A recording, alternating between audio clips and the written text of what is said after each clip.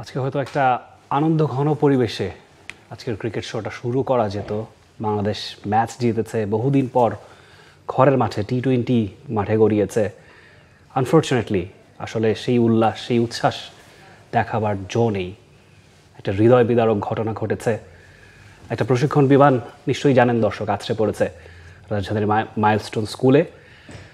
কতজন মারা গেছে, কতজন হতাহত হয়েছে এখনও জানি না, কিন্তু সেই দুঃখ ভারাক্রান্ত মন নিয়ে আজকের দ্য ক্রিকেট শো শুরু করতে হচ্ছে। The show must go on, সবসময় এই কথাটা আমরা বলি। জীবন, ক্রিকেট সব কিছু অনেক সময় মুখোমুখি দাঁড়িয়ে যায়, তবুও কাজের কাজ আমাদের করে যেতে হবে। কথা হবে আজকের দ্য ক্রিকেট শোতে। তার আগে নিশ্চয়ই গভীর শ্রদ্ধা এবং আসলে কি বলবো, শোক জানাচ্ছি অন্তরের অন্তঃস্থল থেকে যারা হতাহত হয়েছেন, যাদের পরিবার সেই ভিকটিম, তাদেরকে। আমি রিফাত তানভীর রাফি, আমার সঙ্গে আছেন রাহুল রয়। রাহুল, ওয়েলকাম। ভাষা নেই আসলে আজকে রাফি। Absolutely.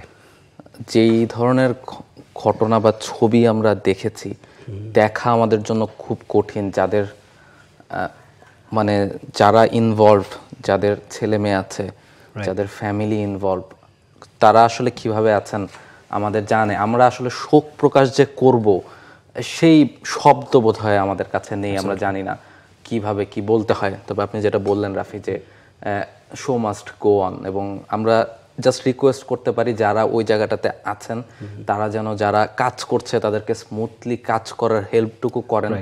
অনেক হসপিটালে ব্লাড প্রয়োজন, তারা যেন সেই জায়গায় হেল্পটুকু করেন। যারা ব্লাড ডোনেট করতে চান, হসপিটালে গিয়ে পথটাকে যেন সুগম করে দেওয়া যায়, ভিড় যেন আমরা না করি, তাহলে হয়তোবা আরও কিছু মানুষের প্রাণ আমরা বাঁচাতে পারি বা কাউকে খুব দ্রুত আমরা বাড়ি ফেরাতে পারি। এইটুকু বলা ছাড়া আসলে আমাদের আর কিছুই বলার নেই। অ্যাবসলিউটলি।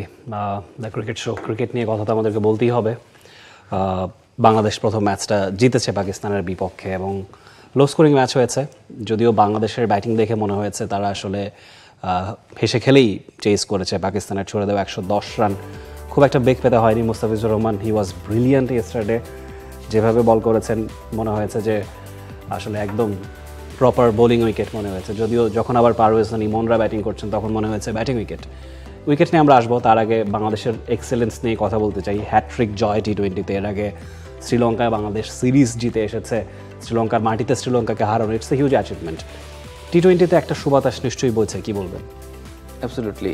মানে কিছুদিন আগেও যদি ধরেন, আমরা একটা ব্যাড ফ্রেজের মধ্যে দিয়ে যাচ্ছিলাম। আমরা ইউ এর কাছে হেরেছি, পাকিস্তানের সাথেই, পাকিস্তানের মাটিতে আমরা যেভাবে হেরেছি, একেবারেই মানে প্রতিরোধটাও আমরা করতে পারছিলাম না।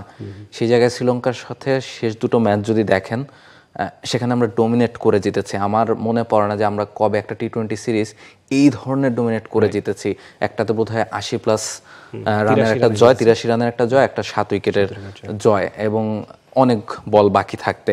এবং গতকালকের জয়টাও যদি দেখেন, সেম সিনারিও, বড় জয়, হাতে উইকেট রেখে, বল রেখে, ডোমিনেট করে পুরো ম্যাচে নিজেদের নিয়ন্ত্রণ রেখে যে খেলা টি-20 ক্রিকেটে, সেটার একটা কারণ রাফি আমার কাছে মনে হতে পারে কি, যে আমরা আস্তে আস্তে একটা টি-20 যে দল বা টি-20 ক্রিকেট খেলার যে ফর্মুলা, সেটাতে আমি বলতে চাই না পুরোপুরি আমরা ঢুকতে পেরেছি।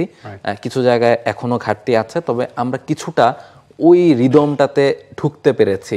আমাদের ওই যে ব্যাটিং অর্ডারে যারা নেমেই হয়তোবা চার্জ করতে পারবেন, কিংবা বোলিং অর্ডারে এমন কিছু স্পিনার আছে যারা পাওয়ার প্লেতে বোলিং করতে পারবেন, পেসাররা মিলেমিশে ভ্যারিয়েশনটা আছে, কেউ কাটার ভালো করছেন, কারো পেসটা আছে, ওই সব মিলে একটা অরাতে বোধহয় আমরা প্রবেশ করতে চলেছি। অ্যাবসলিউটলি একটা নতুন শুরু টি-20 ক্রিকেটে। ইনিশিয়াল ফেজে বাংলাদেশ ভালো খেলছিল, কিন্তু 2006-07-এর দিকে আপনি তাকালে দেখবেন 7 বিশ্বকাপেই বাংলাদেশ ওয়েস্ট ইন্ডিজকে হারিয়েছিল। মনে হচ্ছিল যে টি-20-র জন্য আমরা রেডি। আনফর্চুনেটলি যত সময় গড়িয়েছে টি-20-তে আমাদের হতাশার চিত্রপটই দেখতে হয়েছে। ইদানিং মনে হচ্ছে যে একেবারে শুরু থেকে যদি আপনি দেখেন, তানজিদ তামিম, পারভেজ হোসেন ইমন, দুজনের একজন ক্লিক করছেন রেগুলার বেসিসে। মনে হচ্ছে পারভেজ হোসেন ইমন ইদানিংই তার আসলে রেগুলার বেসিসে তিনি খেলছেন টি-20 ফরম্যাটে। মাঝখানে 3 বছরের একটা বিরতি ছিল, ফিরে এসে তিনি আসলে মনে হয়নি যে বিশাল বিরতি থেকে তিনি ফিরেছেন। মিডল অর্ডারটাতে অনেক কমপ্লেন ছিল, কেউ না কেউ রেগুলার ক্লিক করছেন। Captain Liton Das, he has been tremendous. তারপর জাকের আলী অনেক শেষমেশ একটা ভালো ভরসার জায়গা, তাওহিদ হৃদয়, শামীম পাটোয়ারি, প্রত্যেকেই অল্টারনেট ডেতে ক্লিক করছেন। বোলিংয়ের দিকে তাকালে আমাদের একটা স্ট্রং পেস অপশন আছে, মানে তাসকিন আহমেদ, মুস্তাফিজুর রহমান, তাদের এক্সপিরিয়েন্সের কথা তো বলবার অপেক্ষা রাখে না। ইয়াং বাঞ্চ যারা আছেন, তানজিদ সাকিব, শরীফুল, তো প্রত্যেকেই আসলে যার যার জায়গা থেকে কন্ট্রিবিউট করে যাচ্ছেন। স্পিনারদের মধ্যে আমাদের যেহেতু অনেক বেশি স্পিন উপযোগী আমাদের দেশের উইকেটগুলো, সেখানেও রিশাদ হোসেন, শেখ মেহেদি, মেহেদি হাসান মিরাজ, ইনফ্যাক্ট শামীম পাটোয়ারি ইদানিং চমৎকার বোলিং করছেন। তো দলটাতে ঘাটতি নেই, গ্যাপ নেই, মানে একদম ওয়াটার টাইট একটা টিম বাংলাদেশ সাজিয়েছে, যে কারণেই আসলে এক্সপেক্টেড রেজাল্টটাও মাঠে আসছে। For more updates, subscribe to our YouTube channel and click on the bell icon. Follow us on Facebook and Instagram. Download T Sports app to enjoy exciting games and highlights. Visit tsports.com.